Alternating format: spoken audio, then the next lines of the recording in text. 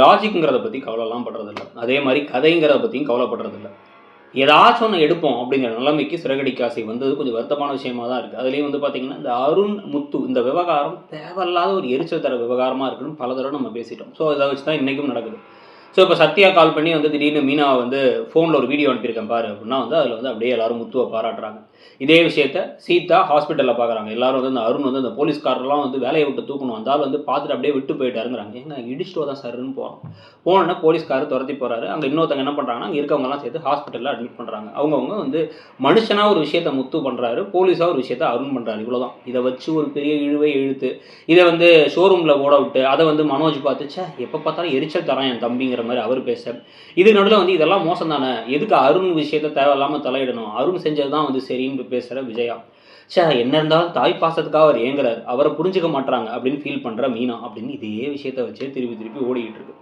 இதுக்கிடையில தான் வந்து பார்த்தீங்க அப்படின்னா வந்து இப்போ அருணோட அம்மா ஃபீல் பண்ணுறாங்க. எதுக்கு அருண் எல்லாரும் தப்பாக பேசுகிறாங்க, இப்படி தான் முத்து வேணுன்னே பண்ணுறாரா, ஏன் இப்படி பண்ணுறாரு, உங்கள் தங்கச்சி உங்கள் அக்காவாச்சும் இதெல்லாம் கேட்க மாட்டாங்களான்னு கேட்டுட்டு இருக்கும் போதே அருண் வராரு. அவரை 3 நாள் சஸ்பெண்ட் பண்ணிட்டாங்க. 3 நாள்னாலும் பிளாக் மார்க் ஆகிடும், எனக்கு ப்ரொமோஷனே கிடைக்காம இதே இடத்துல உட்காந்துருப்பேன். எல்லாம் விவரமாக பேசிட்டான் முத்து. கரெக்டாக வீடியோவில் வந்து நான் காப்பாற்றினேங்கிறத மட்டும் சொல்லாமல் அவர் என்ன சொல்கிறாரு அப்படின்னா, என்ன இருந்தாலும் இதுதான் பெருசு, உயிரை காப்பாற்ற தான் பெருசுங்கிறாங்க. அப்போ இந்த தப்பு செஞ்சவங்களாம் விட்டுட்டு எல்லா போலீஸ்காரங்களும் விக்டிமை மட்டும் பார்த்துக்கிட்டு இருந்தால் அப்போ யார் வந்து அந்த பெர்பட்ரேட்டரை பிடிக்கிறது அப்படிங்கிறத கேட்குறாங்க. ஸோ இதை வந்து கேட்கும் பொழுதே இதை வச்சு ஒரு பிரச்சனை சண்டை. கடைசியில் வந்து இப்போ சீதாவுமே முத்து மேலே கோபமாக இருக்க மாதிரி ஒரு விஷயத்த காமிக்கிறாங்க. வேணும்னே அவர் பண்ணிட்டாரு, பிளான் பண்ணி தான் வந்து அந்த பேட்டியை கொடுத்துருக்காரு அப்படிங்கிற மாதிரி முடிவு பண்ணுறாங்க.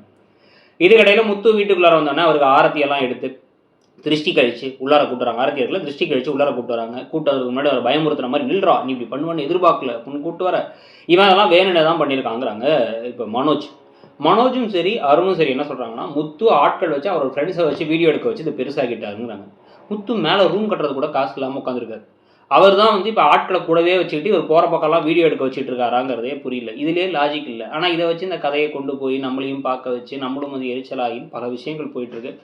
வெறும் ஃபில்லர் வைக்க ஆசையாக சிறகடிக்க ஆசை போகிறத பற்றியும் இன்றைக்கி நடந்ததெல்லாம் பற்றியும் இந்த முத்து அருண் விஷயம் ஏதாச்சும் துளி அளவு இன்ட்ரெஸ்ட்டாக இருக்காங்கிறத பற்றியும் கமெண்ட் செக்ஷனில் சொல்லிவிட்டு மறக்காமல் இடம்பொருள் சேனலையும் சப்ஸ்கிரைப் பண்ணுங்கள். நம்ம இன்னொரு சேனலான இடம்பொருள் நவ்வையும் சப்ஸ்கிரைப் பண்ணிக்கோங்க. தேங்க்யூ.